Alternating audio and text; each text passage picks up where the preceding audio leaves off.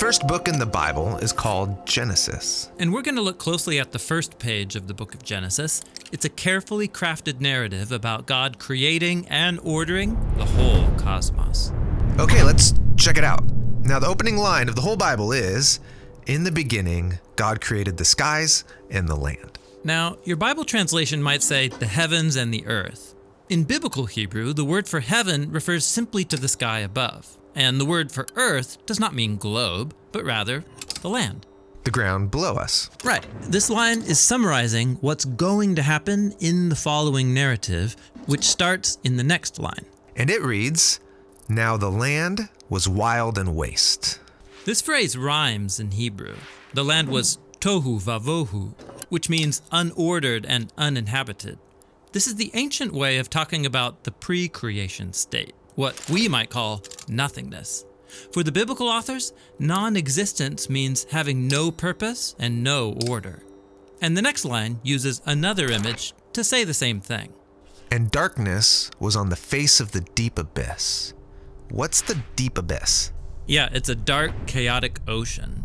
It's another common way the ancients described the non-reality that preceded creation.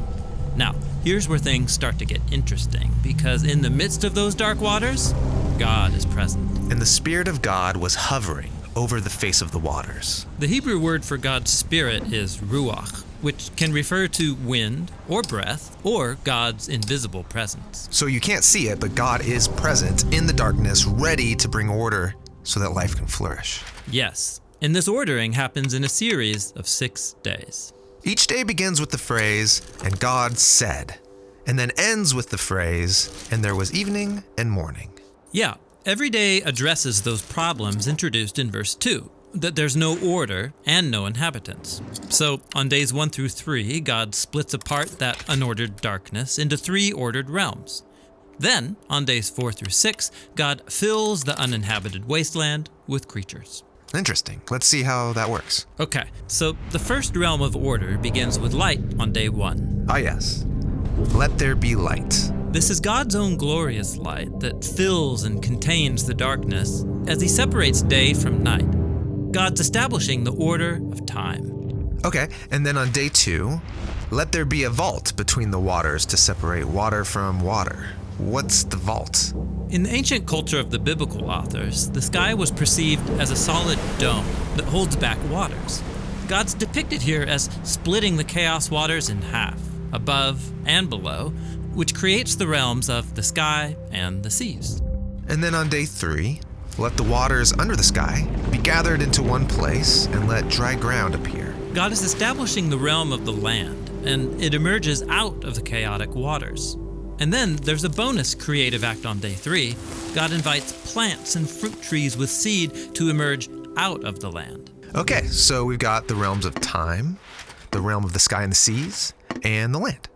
And they all have order. Right. Now, it's time to go back and fill these realms of days 1 through 3 with inhabitants. This is what happens on days 4 through 6.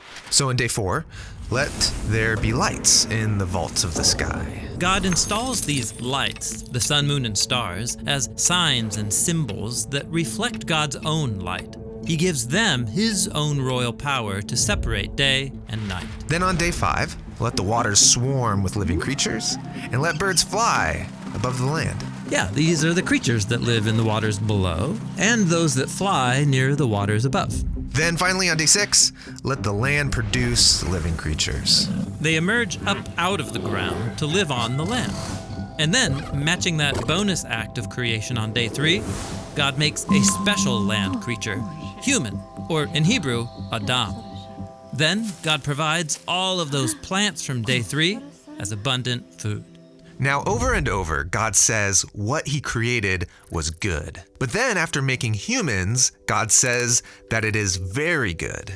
Yes, humanity is the climax of days 1 through 6, and their importance is explained in the first poem in the Bible. So God created humanity in his own image. In the image of God, he created them. Male and female, he created them. So humans come up from the ground like the other land creatures, but they're also more. They're God's image, which means that together, men and women embody and represent the Creator within his creation. God blessed them and said, "Be fruitful and increase in number, fill the earth and subdue it, ruling over the creatures." This is the purpose of being God's image, to oversee creation as God's partners and representatives in the world. Very cool. Now, after the 6 days, we get a concluding line that links back to the key words of the opening line. And so were completed the skies and the land and all their inhabitants. Except there's one more day. It stands outside the pattern of days 1 through 6. It's the big climax. And God completed on the seventh day the work which he had done. And he rested on the seventh day from all the work which he had done. And God blessed the seventh day and set it apart as holy. So God rests on the seventh day. This is a standard biblical image where God, after ordering the cosmos, comes to rest and dwell in his sacred space. It's like the whole world is a holy temple where God lives with his people. Now that phrase, "there was evening and morning," it doesn't appear on day 7. That's right. The seventh day has no end. That's because Genesis 1 is describing God's ideal vision for the whole cosmos. A place where God lives with his partners to rule the world in harmony forever. Yes, the seventh day is the goal of creation. It's actually so important that the author of Genesis 1 has woven the number 7 into every part of the story. There are 7 days of creation, 7 announcements that creation is good. There are 7 Hebrew words in the opening verse, and then 2 times 7 Hebrew words in verse 2. And then the statement about the seventh day has 3 lines of 7 words. Wow. So the first page in the Bible is doing way more than just telling us how the world was made. Right. Genesis 1 has been designed to show us that God's purpose is to share creation with his images, so they can rest and rule it with him forever. And that purpose is what the rest of the biblical drama is all about.